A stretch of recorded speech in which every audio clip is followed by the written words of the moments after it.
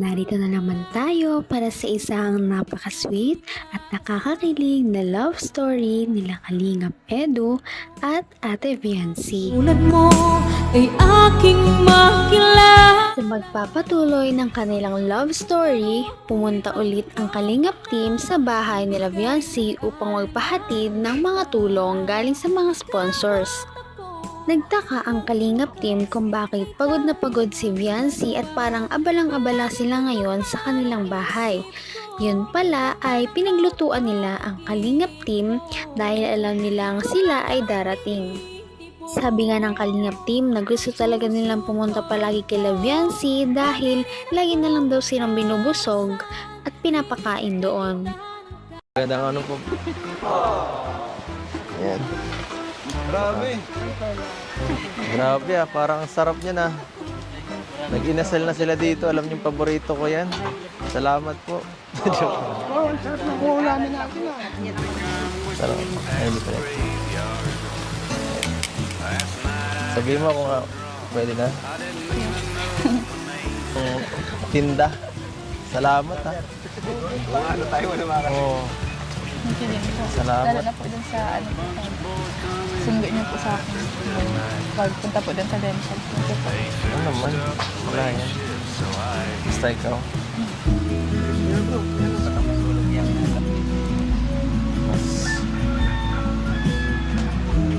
Mas mahilig ako sa luto.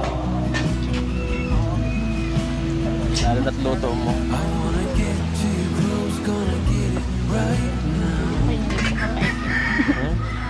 Napakasarap naman talaga ng niluluto ni Viancy, kaya naman takam na ang Kalingap team.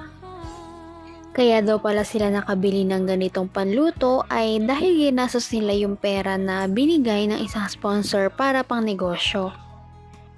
Binabalak ng pamilya ni Viancy na magnegosyo na daw sila ng mga barbecue at iba pa. Viancy, halika. Kain tayo. Dito na. Sige na po. Makita Hindi ako nakakain ng... Busog na rin pa. Gusto ko kasama ka eh. Hindi ako nakakain ng maayos. Diba? Hanap tayo ng medyo hindi ito. Gusto mo matikman? Sige po. Ako na lang po. Yung Edo. Wow. Parang po makapag-concentrate sa kanila po. Ha? Ito lang to. Sige na po. Isa lang. Yan nga.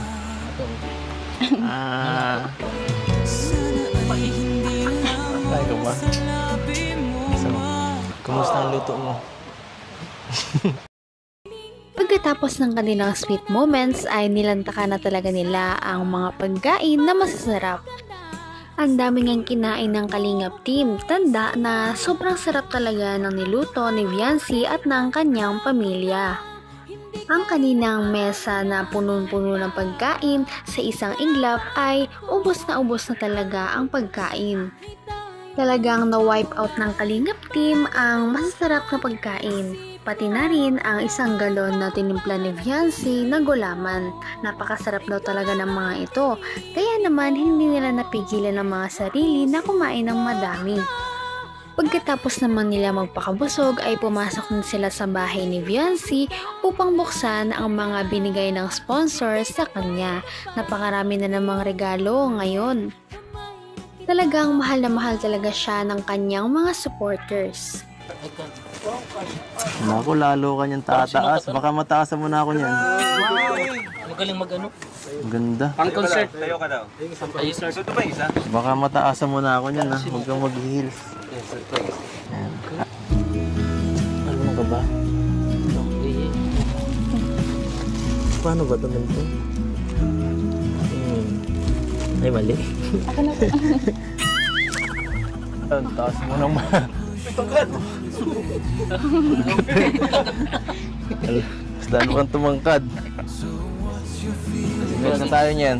Ganda pala ni Viancy sa personal. Namumula-mula yung kiss niya. Namumula-mula pa sila.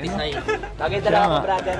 Baka nabablas lang. Namumula din po siya. Yan yung Matapos nilang magbukas ng napakaraming regalo galing sa mga sponsors, ay nag-request na naman ang Kalingap team na kumanta si Viancy dahil manghang-mangha daw ang mga viewers sa ganda ng kanyang boses. At this time, sinamaan siya ni Kalingap Edu, kaya naman sobrang kinilig ang mga viewers sa kanilang ginawa. Talaga namang hindi lang sila maganda at gwapo, kundi meron din silang ibubuga pagdating sa mga talent. Ibang bigyan muli ang ating pagmamahalan. Kung mawala ay di masayang naman. Kamali sa'yo, patawad ang pagsabong ko. Tayo nag-ulitin ang Bakit tanging ikaw lang ang pitik ng puso ko? Hayaan mo ba na maging ganon na lang ang isa't isa ay may bakit di ba bigyan muli ang ating pagmamahal mo? Hindi ba sayang naman ginawa at kung nagkamali sa'yo patawad ang pagsabog ko. Tayo na rin ang pag-ibig natin, ikaw lang ang ako. Grabe talaga ang kilig ni Viancy noong nagsimula ng kumanta si Kalingap Edu. Ngunit may mas lalala pa pala ito dahil niyaya siyang tumayo ni Kalingap Edu at doon ay nagduet ulit sila ng kanilang theme song. Ako'y iyong mahal at hindi pa nandalian tumibang mabang buhay. Hindi magtataksil kahit na kailanman dahil ang tibok ng puso natin isa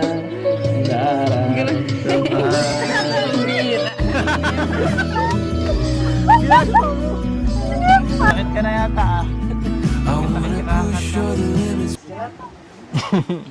Ayos lang. Oh, ang init mo. Nangyari. Ang init. Siya nga, mainit ka nga.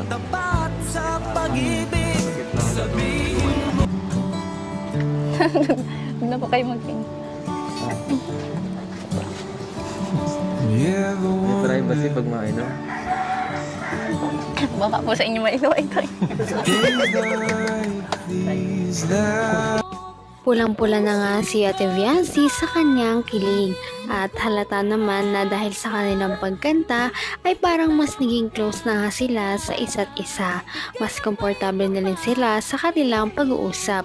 Pagkatapos din nilang kumanta ay nag-usap muna sila at dito niyaya na ni Kalingap Edu si Viancy na lumabas daw sila paminsan-minsan kapag wala daw silang pasok. Parang niyaya na ni Kalingap Edu si Viancy sa isang date. Labas ulit tayo. Di ba ang saya? Pwede po pag ano ba? Pag walang pasok. Apo. Nung lumabas tayo, nag-enjoy ka. Mukha nga. Gagaling ako pa mag-drive. Hindi man po ako nakaabala po sa inyo. Bakit makakaabala? Gusto ko nga kasama ka eh. Kahit araw-araw pa. Kahit saan.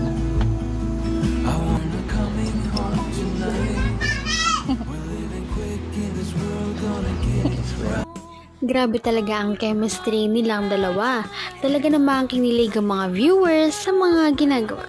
Grabe talaga ang chemistry ng dalawang ito. Kaya naman kilig na kilig ang mga viewers sa panonood. Pagkatapos nilang mag-usap ay pumasok na si Kalingap Rab para naman maibigay sa kanya ang mga tulong na pinansyal galing sa kanya mga sponsors. Sa kabuuan, ito ay nagkakahalaga na naman ng higit sa 10,000. Nagpasalamat talaga ng sobra-sobra si Viancy dahil sabi niya ay sobra-sobra ng mga tulong na ipinaabot sa kanya. Kaya naman sobrang thankful daw talaga ang kanilang pamilya. Pagkatapos naman noon ay nag-open up si Viancy dahil meron daw siyang basher. Dahil dito ay naluha na naman si Viancy sa pagkikwento. Meron? Parang wala man ako nababasa. Ha? Nag-message po sa akin. Nag-message sa'yo. Thank you. Hayaan mo yun? Thank you din po sa kanila kasi ano. Sila din po yung dahilan po ng pagiging matatag ko po.